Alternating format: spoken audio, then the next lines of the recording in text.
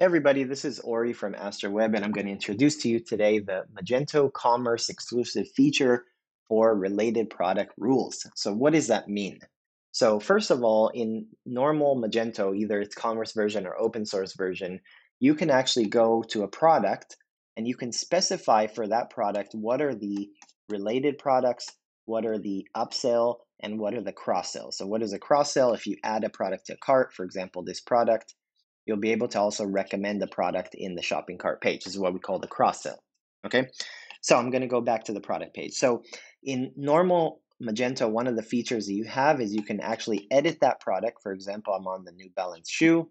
I can edit this product and I can go and I can scroll down and I can specify one by one, product by product, the related products, the upsell and the cross sell.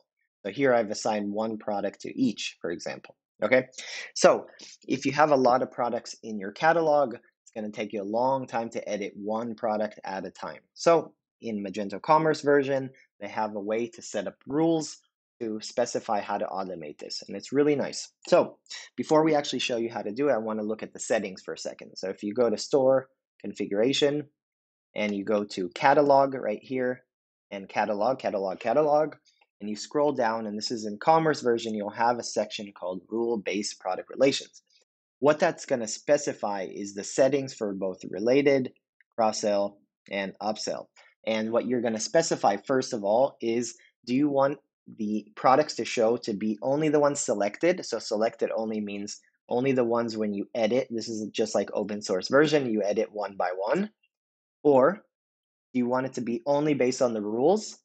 Or do you want it to be based on the rules and the selected, right? Selected first and then rules second. Okay, in most cases, you're probably going to want to have this both selected and rules, both selected and rules, and both selected rules. And in addition, you can also have the maximum number of products you want to display.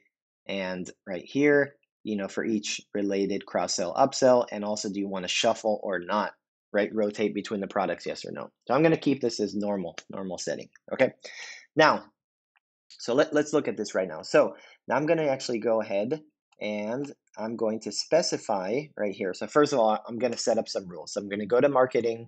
I'm going to go to promotions and related product rules.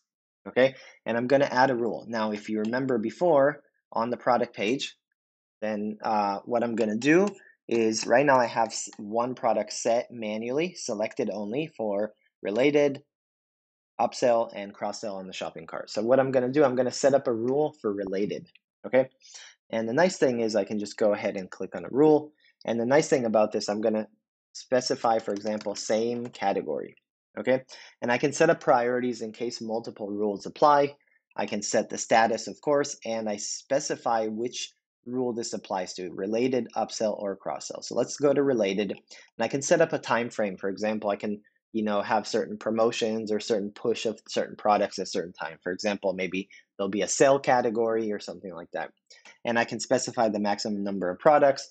And if you use customer segments, you can use this. You can have specific upsell, cross-sell related showcasing for certain customers if they're logged in, right? Okay, or if they're identified. Now here, this is very similar to Magento cart rules and catalog rules, which I specify the condition and the action. So what is the condition? Which products do I want to automate the rule for? So for example, I can specify only for a certain attribute set or a certain category, right? So for example, the category is, and I can specify the men's category. Okay, so I'm gonna click OK. And then here I'm going to specify what do I want to display. So the display is really simple. I can either do an attribute set, a category type, or a certain price range or a price.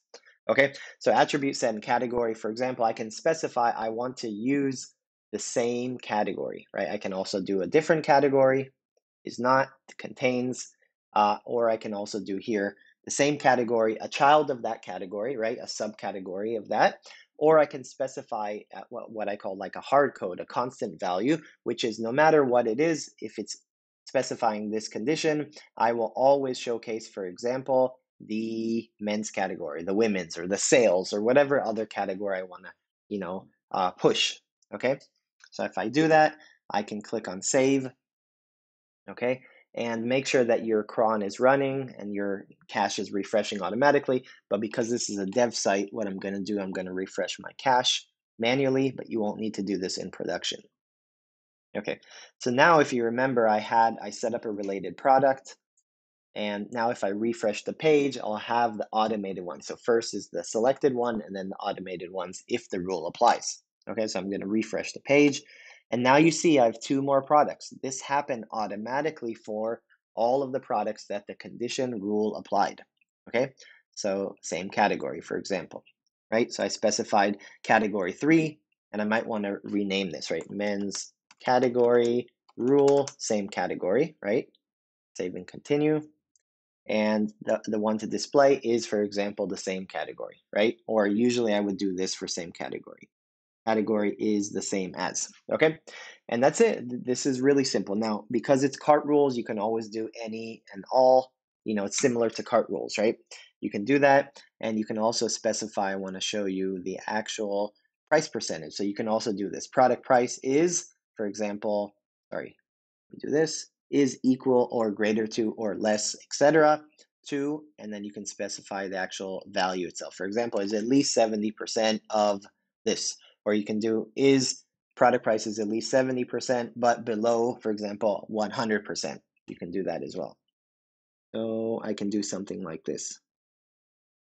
Is equal or greater to 70 and equal or less than, just for example. So you can have a certain range and keep your pricing in a certain, close price range. So you can play with the different ideas and have the all, the any. Obviously, you can do the other things like true or false. That's basically, it's really, really simple. The price rules work really well. And obviously, you can really do advanced things, for example, with dates and customer segments. It's a great tool. Hope you enjoyed this video. Let me know if you have any questions. Appreciate your time, everybody.